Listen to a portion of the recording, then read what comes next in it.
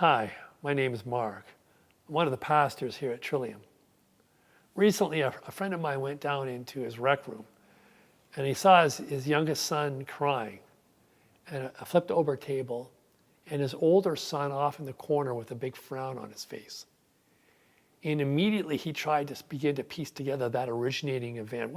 What actually happened here that would cause a frown, tears, and a flipped over table? But for the life of him, he couldn't get an idea of what had actually happened. The ripples of the event were extending outwards from that moment, but the originating event had already disappeared into history. And this happens to us all the time in life. Most often in life, we are dealing with the ripples or the effect of the originating event. Very, very rarely do we actually get to touch or experience the originating event ourselves.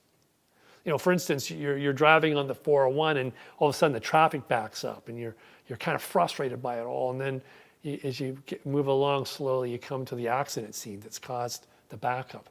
And you see a couple of cars flipped off into the ditch and they're burned out. You see the fire engines and the police cars by the scene, and you see maybe some forlorn people on the side of the road.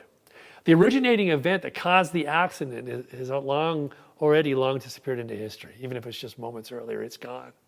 It's like a rock going beneath the surface of the water. But the ripples that are caused by this accident are just beginning to emanate out into life. It's been the source of the traffic congestion, but it's going to also spill out into those people's lives on the side of the road and who are in the car. It's true for something like 9/11. We got many of us to see the originating event in that case, but 17 years later, it's already disappeared into history. You know, it's long gone, but its ripples are still shaping the States and even Canada and the world for that matter. We would like solidity and certainty in life, but as I say, most of the time we're dealing with the energy of events and not the events themselves. And that's true for faith as well, is a life of faith. You know, as a Christian, I would so much like to have the solidity of being able to meet the Lord himself.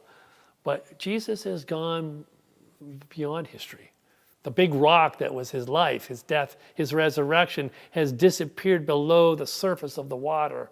This massive set of ripples and waves have gone out that have shaped human history for the last 21 centuries. But the originating event is gone. It's gone. We can experience the ripples, but the originating event, beyond us.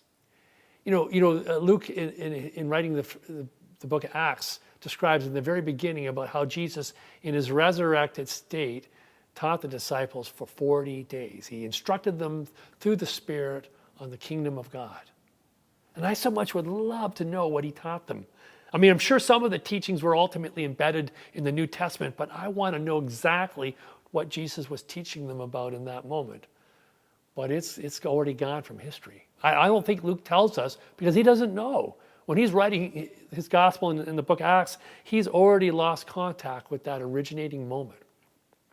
And there's nothing more to say than a couple of lines about it. As I've puzzled over those teachings, my hunch is based on the ripples that we've been experiencing for the last 20 centuries or so, that it's what Jesus taught the disciples was rooted a lot in the reality of forgiveness.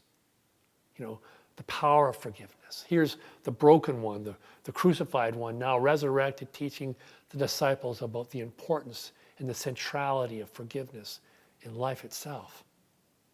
It's still emanating out today, and we're being invited as an act of faith by moving with the ripples of forgiveness to make and amplify them so that they have even more power to shape our lives.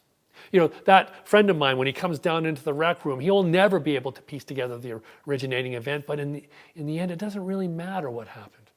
What matters now is the relationship between those two boys and what goes on between them and how the ripples will move in one way or another in their lives together as they move forward in life.